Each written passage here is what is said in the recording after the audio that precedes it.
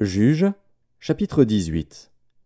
En ce temps-là, il n'y avait point de roi en Israël, et la tribu des Danites se cherchait une possession pour s'établir, car jusqu'à ce jour il ne lui était point échu d'héritage au milieu des tribus d'Israël.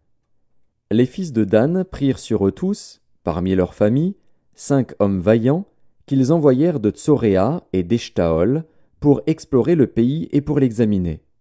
Ils leur dirent: Allez, examinez le pays. Ils arrivèrent dans la montagne d'Éphraïm jusqu'à la maison de Mika, et ils y passèrent la nuit. Comme ils étaient près de la maison de Mika, ils reconnurent la voix du jeune Lévite, s'approchèrent et lui dirent: Qui t'a amené ici? Que fais-tu dans ce lieu? Et qu'as-tu ici? Il leur répondit: Mika fait pour moi telle et telle chose. Il me donne un salaire, et je lui sers de prêtre. Ils lui dirent: Consulte Dieu, afin que nous sachions si notre voyage aura du succès. Et le prêtre leur répondit: Allez en paix. Le voyage que vous faites est sous le regard de l'Éternel. Les 5 hommes partirent, et ils arrivèrent à Laïs. Ils virent le peuple qui y était vivant en sécurité à la manière des Sidoniens, tranquille et sans inquiétude. Il n'y avait dans le pays personne qui leur fît le moindre outrage en dominant sur eux. Ils étaient éloignés des Sidoniens, et ils n'avaient pas de liaison avec d'autres hommes.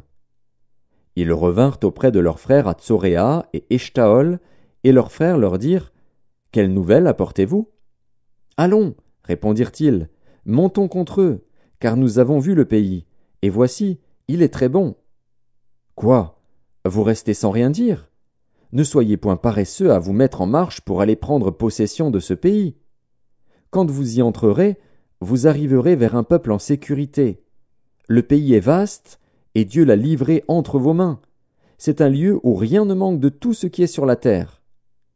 600 hommes de la famille de Dan partirent de Tsoréa et d'Eshtaol, munis de leurs armes de guerre. Ils montèrent et campèrent à Kirjat-Jéarim en Juda. C'est pourquoi ce lieu, qui est derrière Kirjat-Jéarim, a été appelé jusqu'à ce jour Makhané-Dan. Ils passèrent de là dans la montagne d'Éphraïm, et ils arrivèrent jusqu'à la maison de Mika. Alors les 5 hommes qui étaient allés pour explorer le pays de Laïs prirent la parole et dirent à leurs frères: Savez-vous qu'il y a dans ces maisons-là un éphod, des téraphins, une image taillée et une image en fonte? Voyez maintenant ce que vous avez à faire. Ils s'approchèrent de là, entrèrent dans la maison du jeune Lévite, dans la maison de Mika, et lui demandèrent comment il se portait. Les 600 hommes d'entre les fils de Dan, munis de leurs armes de guerre, se tenaient à l'entrée de la porte. Et les 5 hommes qui étaient allés pour explorer le pays montèrent et entrèrent dans la maison. Ils prirent l'image taillée, l'éphod, les téraphins et l'image en fonte, pendant que le prêtre était à l'entrée de la porte avec les 600 hommes munis de leurs armes de guerre. Lorsqu'ils furent entrés dans la maison de Mika, et qu'ils eurent pris l'image taillée, l'éphod, les téraphins et l'image en fonte, le prêtre leur dit: Que faites-vous? Ils lui répondirent: Tais-toi, mets ta main sur ta bouche, et viens avec nous. Tu nous serviras de père et de prêtre. Vaut-il mieux que tu serves de prêtre à la maison d'un seul homme, ou que tu serves de prêtre à une tribu et à une famille en Israël? Le prêtre éprouva de la joie dans son cœur. Il prit l'éphod, les téraphins et l'image taillée, et se joignit à la troupe.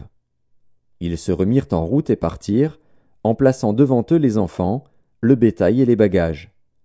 Comme ils étaient déjà loin de la maison de Mika, les gens qui habitaient les maisons voisines de celle de Mika se rassemblèrent et poursuivirent les fils de Dan. Ils appelèrent les fils de Dan, qui se retournèrent et dirent à Mika: Qu'as-tu? Et que signifie ce rassemblement? Il répondit: Mes dieux que j'avais faits, vous les avez enlevés avec le prêtre et vous êtes partis. Que me reste-t-il?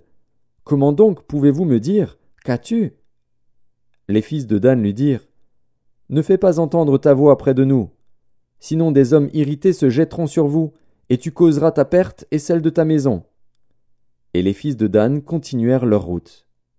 Mika, voyant qu'ils étaient plus forts que lui, s'en retourna et revint dans sa maison. Ils enlevèrent ainsi ce qu'avait fait Mika et emmenèrent le prêtre qui était à son service, et ils tombèrent sur Laïs, sur un peuple tranquille et en sécurité. Ils le passèrent au fil de l'épée, et ils brûlèrent la ville. Personne ne la délivra, car elle était éloignée de Sidon, et ses habitants n'avaient pas de liaison avec d'autres hommes. Elle était dans la vallée qui s'étend vers Beth-Rehob. Les fils de Dan rebâtirent la ville et y habitèrent. Ils l'appelèrent Dan, d'après le nom de Dan, leur père, qui était né à Israël, mais la ville s'appelait auparavant Laïs. Ils dressèrent pour eux l'image taillée, et Jonathan, fils de Gershom, fils de Manassé, lui et ses fils, furent prêtres pour la tribu des Danites, jusqu'à l'époque de la captivité du pays. Ils établirent pour eux l'image taillée qu'avait faite Mika, pendant tout le temps que la maison de Dieu fut à Silo.